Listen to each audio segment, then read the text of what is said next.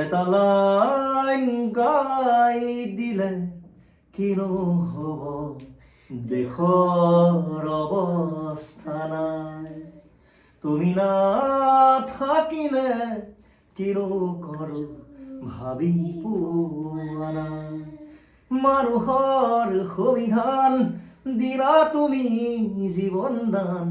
আজিও শিশু মই আমি তোমাৰ সন্তান এটা লাইন গাই দিলে কিনো হ'ব দেশৰ অৱস্থা নাই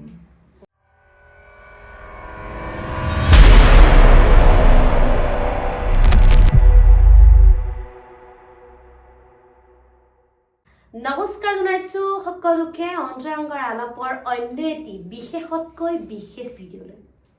অন্তৰংগ আলাপত আগতে এজন ল'ৰাক দেখিছিলে যিসকল মোৰ এক্সেছত আহাৰ পিছত যিসকল লোক জড়িত হৈ আছিলে সেইসকলে হয়তো দেখিবলৈ নাপালে তাৰ আগতে মোৰ দুৰ্ভাগ্যবশতঃ ভিডিঅ' ডিলিট হৈ গ'ল আৰু অন্তৰংগ আলাপত পোন প্ৰথমে যেতিয়া মই অন্তৰংগ আলাপ সৃষ্টি কৰিছিলোঁ তেতিয়া কিন্তু তাৰে খুব ধুনীয়া এটা ইণ্টাৰভিউ পোন প্ৰথমবাৰৰ বাবে মই আপলোড কৰিছিলোঁ ফেচবুকত যথেষ্টখিনি মই সঁহাৰি পাইছিলোঁ ল'ৰাটো তেতিয়াৰ পৰাই ভাইৰেল বাকী যে কি নহওক কোননো এই ল'ৰাজন আৰু পোন প্ৰথমেনো কিয়নো আমি গানেৰে আৰম্ভ কৰিলোঁ আমি সবিশেষ কথা পাতোঁ ভিডিঅ'টো আৰম্ভ কৰিবলৈ যোৱাৰ আগতে মই মোৰ আগন্তুক ক্লাছসমূহৰ ডেটকেইটা ঘোষণা কৰি দিব বিচাৰিছোঁ 7 ডিচেম্বৰত আমি তেজপুৰত গৈ আছোঁ এক্সেছ পাৰ্চৰ ক্লাছ দিবৰ কাৰণে 8 ডিচেম্বৰ আমি ধেমাজি গৈ আছোঁ এক্সেছ পাৰ্চৰ ক্লাছ দিবৰ কাৰণে 9 ডিচেম্বৰ আমি তিনিচুকীয়াত থাকিম 10 ডিচেম্বৰ আমি ডিব্ৰুগড়ত থাকিম 11 ডিচেম্বৰ আমি দুলিয়াজানত থাকিম 12 ডিচেম্বৰ আমি শিৱসাগৰত থাকিম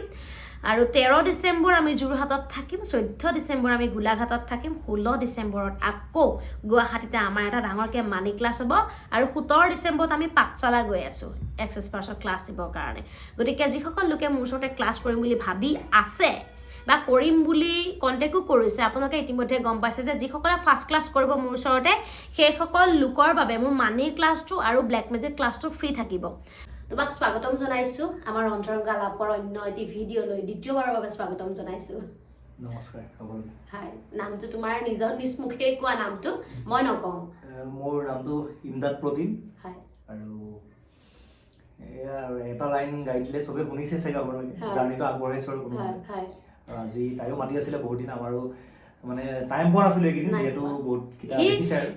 মানে টাইম পোৱা নাই মানে ইমানেই ব্যস্ত তাক মানে পাবলৈ দিগদাৰ হৈ গৈছে মানে তাৰ দিনটো 2-3টা শ্ব' থাকে আৰু খুব ভাল কথা মানে কিয় ভাল কথা যে নৱপ্ৰজন্ম ওলাই আহিছে এই যে আপোনালোকে পোন প্ৰথমে শুনিলে এটা লাইন গাই দিলে কিনো হ'ব দেশৰ অৱস্থা নাই আপোনালোকে লাইনটোও বুজি পাইছে কোনে কৈছিলে আৰু সেই কথাষাৰিৰ পৰা এটা খুব সুন্দৰ গানৰ সৃষ্টি হৈছিলে গীতৰ সৃষ্টি হৈছিলে আৰু সেই গীতৰ ৰচয়িতা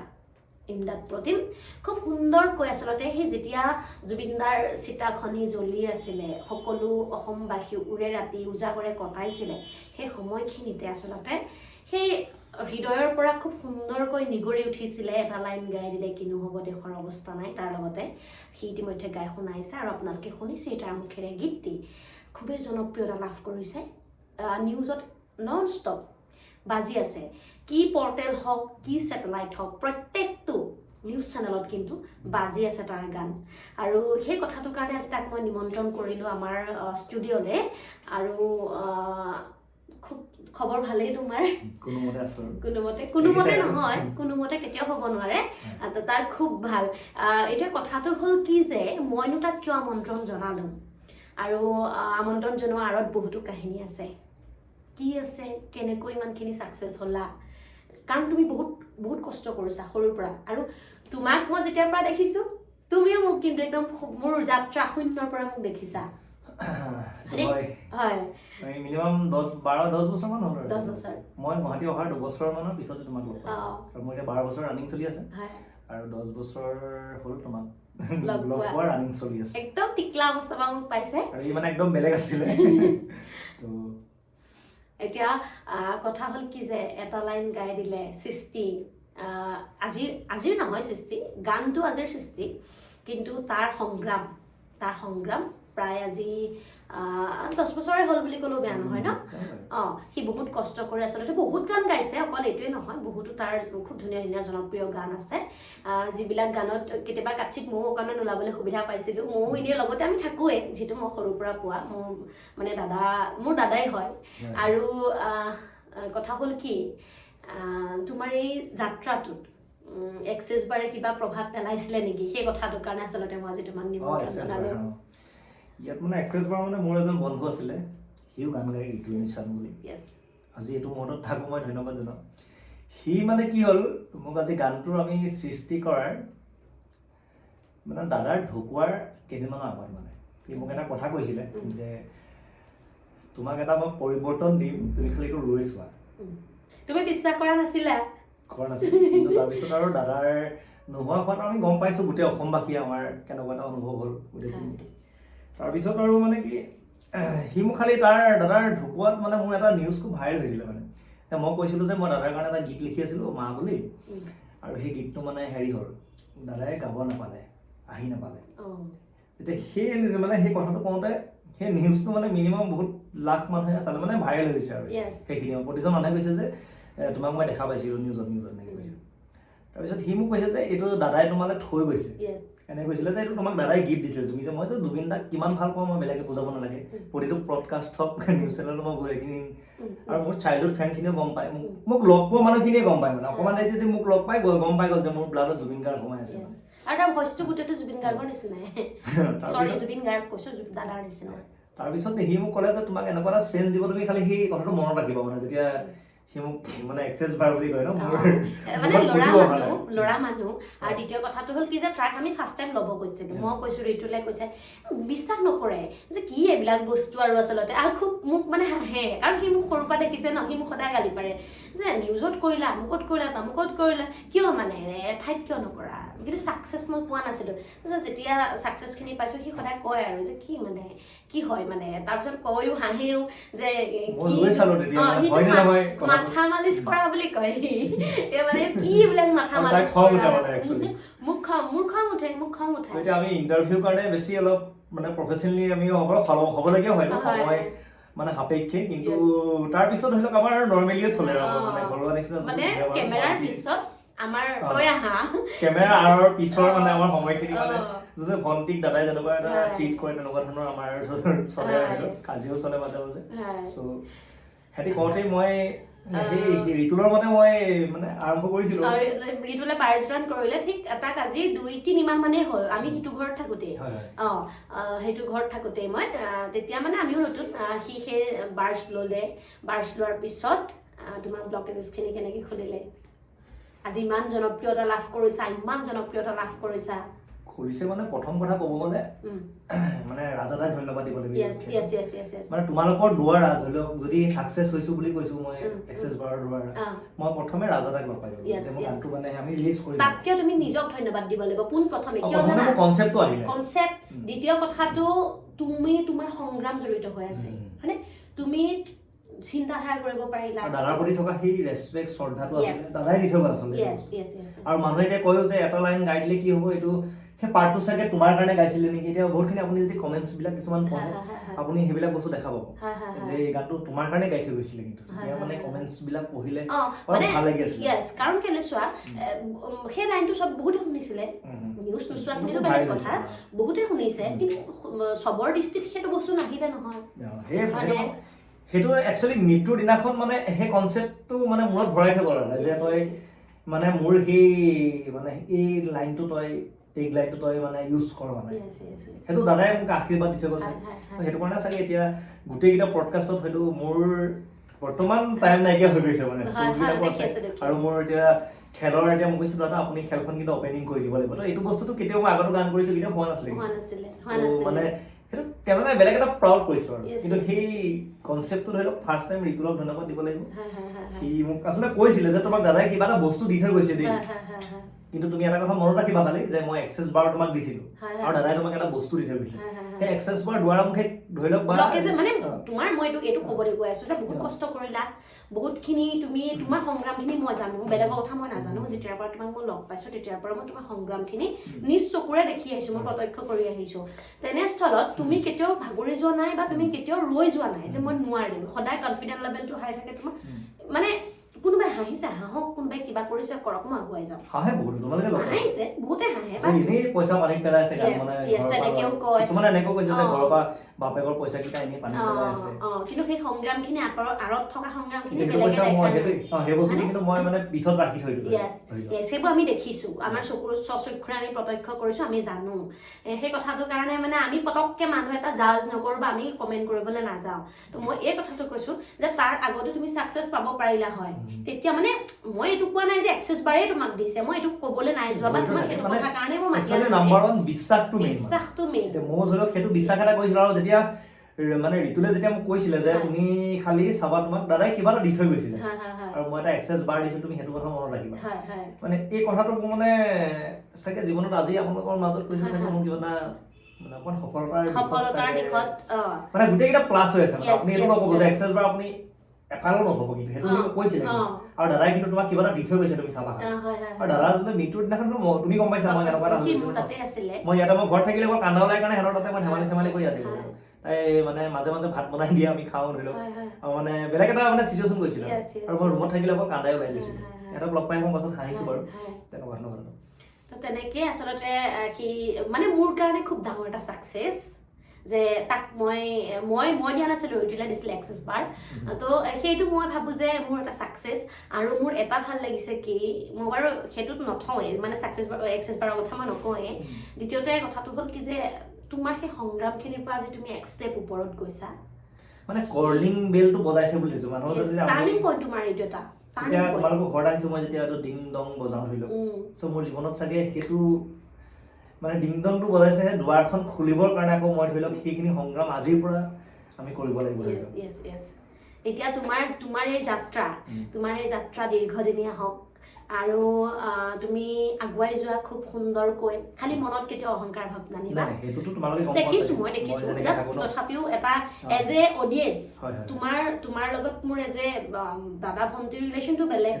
এজ এ অডিয়েঞ্চ মই অডিয়েঞ্চ হিচাপে কৈছো যে তোমাৰ গান ময়ো শুনো যিহেতু তুমি কেনে গোৱা সেইটো মই ডিচাইড নকৰো সেইটো ক'বলৈও নাযাওঁ কাৰণ মই যদি ক'বলৈ যাওঁ নিজৰ কাৰণে এনেকে কৈছে দ্বিতীয় কথাটো হ'ব যে পাব্লিচিটিৰ কাৰণে তাৰ লগত বেছিকৈ লাগি আছে সেইটো হ'ব মই সেইকাৰণে এজ এ অডিয়েঞ্চ কৈছো মই যে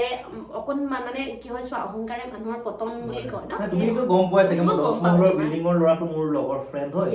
আৰু পথৰ ভিখাৰীজনো মোৰ ফ্ৰেণ্ড তাৰ মানে যোনখিনি ফ্ৰেণ্ড চাৰ্কল মই কৈছো ন তাক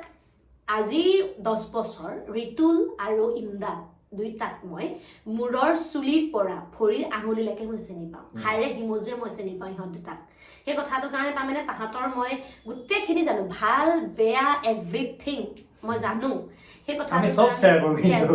ভালখিনিও কওঁ যে এইটো মোৰ ভাল কাম কৰিলে এইটো মোৰ বেয়া গুণ আছে সেইটো গম পাই মানে তো তেনেকুৱা মানুহ খুব বহুতৰে কম আছে মোৰ জীৱনত যে তোমালোক দুইজন আছা এনেকে তো সেইটো মই তোমালোকক ধন্যবাদ জনাইছো আৰু এতিয়া মোৰ বিষয়ে তুমি ক'লা এতিয়া মই তোমাৰ বিষয়ে এটা কওঁ তোমাৰ দৰ্শকখিনিক আৰু আমি একচুৱেলি এইটো একদম ঘৰুৱা হিচাপত কৰিছো এইটো কোনো ইণ্টাৰভিউ হিচাপত কৰা নাই জাষ্ট আমি আজি কথা পাতিছো বহুত দিনৰ মূৰত লগ পাইছো আৰু তাইৰ দ্বাৰা আপোনালোকৰ ভিউৱাৰ্ছখিনিকো আমি এটা মেছেজ দিছো যে এটা মোৰ এটা গীত ওলাইছে নতুনকে এটা লাইন গাই দিলে কি হ'ব দেশৰ অৱস্থা যদিও শুনা নাই কোনোবাই মোৰ ইমদাদ প্ৰতিম অফিচিয়েল বুলি এটা ইউটিউব চেনেল আছে তাতে ডেছক্ৰিপশ্যনত দিব আপোনালোকে গীতটো শুনিব কেনেনো পালে আৰু আমাক সেই আগুৱাই যোৱাত কিন্তু আপোনালোকে উৎসাহটো আপোনালোকে দিব লাগিব আৰু সহায় কিন্তু আপোনালোকে কৰিব লাগিব আৰু মোৰ লগতে কিন্তু স্বপ্নালীকো মই আজি শুনা ঠিক আছে সি স্বপ্নালী বুলি ক'লে মোক এইখিনিতে মই কৈ দিওঁ যে সকলোৱে মোক স্বপ্নম বুলি চিনি পায় স্বপ্নালী আৰু স্বপ্নমৰ যোনটো কনফিউজন সেইটো ওপৰত মোৰ অলৰেডি এটা ভিডিঅ' গৈছে সেই স্বপ্নম কিয় কৰিলো স্বপ্নালীৰ পৰা মই স্বপ্নম মই কিয় হলো তুমি এটা ইণ্টাৰভিউত এটা নিউজ চেনেলত কৈছিলা যে মই ইমদাদ আলী হয় ইমদাদ প্ৰতিমটো মই দাদাৰ কাৰণে ল'বলৈ পাইছো সেই ইমদাদ প্ৰতিম আৰু ইমদাদ আলীৰ মাজত তোমাক ফ্ৰিকুৱেঞ্চি দিলে নিউমাৰলজি মতে ফ্ৰিকুৱেঞ্চি তোমাক দিছে ইমদাদ প্ৰতিমে তোমাক আজি ইমদাদ আলী বুলি কোনেও চিনি নাপায় আৰু তোমাৰ জনপ্ৰিয়তাও নাই ইমদাদ আলী তোমাৰ জনপ্ৰিয়তা তুমি লাভ কৰিছা ইমদাদ প্ৰতিমত তাতে যদি আমি গোটেইখিনি কাউণ্ট কৰি চাবলৈ যাওঁ আজিলৈকে মই চোৱা নাই তাৰ হয়তো 1 বা 6 9 তাৰ কোনোবা ফ্ৰেণ্ডলি নাম্বাৰত আহিব পাৰে সেই কথাটোৰ কাৰণে সি আজি জনপ্ৰিয়তা লাভ কৰিলে আৰু মই স্বপ্নম আৰু স্বপ্নালীৰ যোনটো কনফিউজন ইতিমধ্যে ভিডিঅ'টো দিছোঁ যে এই স্বপ্নম কাশ্যপত মোৰ খুব ধুনীয়া এটা নাম্বাৰ আহে যোনটো নাম্বাৰে মোক মানুহৰ ওচৰত মানে অকণমান জনপ্ৰিয়তা হোৱাত বা আগুৱাই যোৱাত গ্ৰ'থ হোৱাত মানে সহায় কৰিছে স্বপ্নালীত মোৰ ফ্ৰিকুৱেঞ্চি নাছিলে কাৰণে মই স্বপ্নালীটো মানুহক নকওঁ আৰু নিলিখোঁ কিন্তু তোমাক সদায় লগ পাই থাকোঁ কিন্তু মই এইটো কথা আজিলৈকে সোধা নাই আৰু স্বপ্নালী বুলিয়ে জানো মানে স্বপ্ন বুলি ক'লে মই ভাবিছোঁ যে কিবা ষ্টাইলত বা শ্বৰ্ট ফৰ্ম কৰিছে নেকি ভাবি আছিলোঁ মানে স্বপ্নালী একেটাই মোৰ নাম এলাইটো উঠাই মই এম কৰি দিলোঁ সেইটোৱে কথা বাৰু হয় এইটো কথা তোমাৰ কথা গম পালোঁ বাৰু কিন্তু তুমিও মানে এই মানে একচুৱেলি বহুতখিনি কাম কৰিলে জীৱনত মানে তাই সাংবাদিকতা নিউজো পঢ়িলে বহুত হেৰিত দেখা পাইছোঁ আৰু তাই চাকৰি কৰিছে গানো গালে কিন্তু সেইখিনি মানে তাই মানে মানুহজন থাকে ন মানে যোনখিনি সময়ত মানে মানুহৰ মানে ধৰি লওক একো নাথাকে মানে যেতিয়া মেচিয়ৰ্ড নোহোৱাৰ আগৰ সময়খিনিৰ কথা কৈ আছোঁ ধৰি লওক মানে ঘৰৰ পৰাও ধৰি লওক আমি ঘৰৰ হোটেলখনৰ পৰা যেতিয়া ওলাই আহোঁ তেতিয়া মানে ভাবিছে যে মই কোনটো কৰিলে এইটো কাম কৰিলে মই ছাকচেছ হ'ম নেকি ঠিক তেনেদৰে মোৰ জীৱনতো আছে দেই মই 40 দিন কাম কৰিছোঁ মোক 1900 টকা এটা দিছে তুমি গম পাইছা